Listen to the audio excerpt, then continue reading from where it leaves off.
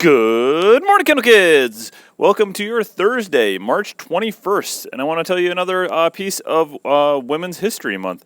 I do want to point out Ruth Bader Ginsburg, one of the most influential justices of our Supreme Court, the late and great RBG, as many people refer to us, had some major decisions while she was on the court.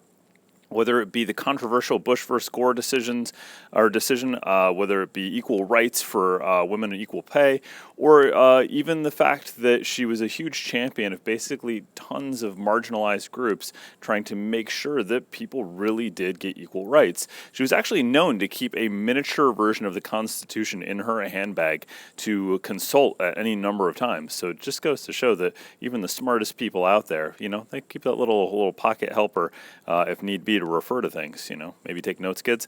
But the other thing is, she's also one of only 4 female justices in the entire history of the Supreme Court, and that in itself is a pretty huge accomplishment. But before she even got to the Supreme Court, she also actually argued cases in front of the Supreme Court as a lawyer, defending different positions or trying to literally change the highest law in the land. And I do want to point out that she had a really good record. Out of 6 cases she argued in front of the Supreme Court, which is a really tough place to argue your cases, she won 5 of those 6. So huge accomplishment.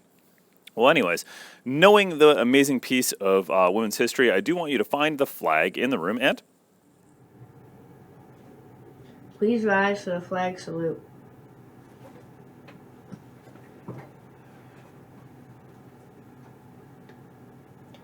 I pledge allegiance to the flag of the United States of America and to the republic for which it stands, one nation, under God, indivisible, with liberty and justice for all.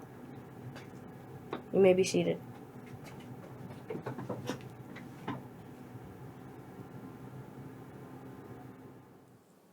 all right, you crazy Kindle kids. Oh, whoops, I actually forgot about 2 other things. One is the reading challenge, just a reminder to keep going. We are finally getting some real traction on that. I'm watching those books stack up outside of the cafeteria, so make sure you are turning in those reading logs, because every little bit helps. We want to try to get to that 2,024 books, and I just noticed recently that we're really taking off there with some of those books we're getting through. So keep it up, guys. The other thing is 18 days until that solar eclipse. Just want to remind you. So we will be talking a little bit more about that and about using our solar eclipse glasses the right way to make sure we protect those eyes.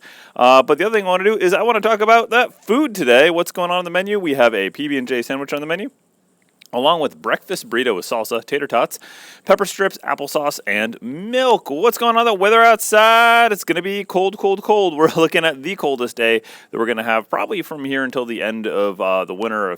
Well, it is the end of the winter. Actually, yesterday was the first day of spring, technically. Welcome to upstate New York.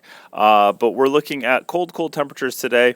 About as cold as it's going to be, and then it's going to kind of slowly inch its way back up to the weekend, and then over the course of the beginning of next week, we're looking at quite the warm-up back into the mid-50s and upper 40s. So that's going to feel like a really big shift. But for today, again, we got to be careful on the roads when we're driving home, but prepare for that heat wave on the other side of things. We're hoping that we get there. I think I'm kind of ready to be done with winter. I don't know about you guys. But let's do a little piece of our announcement called Kendall Canines, and I want to point out Logan Plummer has a collection of animals right here on her homestead. We got Milkshake and Pudding Pie, the 2 goats. We got Breadstick, which, that's an interesting name for a cow. Or for a bull, I should say.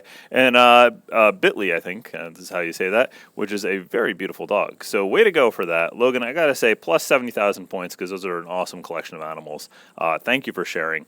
Say thanks to your mom, too, for, putting in those really cool little, name tags on there. That really helps me out. The other thing I want to tell you about is the Monster Box. Got a chance to look at some of the creations you've submitted. Awesome stuff. Keep it up, guys. Always love seeing the creative things you do. Try to make sure that you really put that time in there so we can show these off and for everybody. It's very cool. So way to go. Let's finish out our announcements. Mission statement.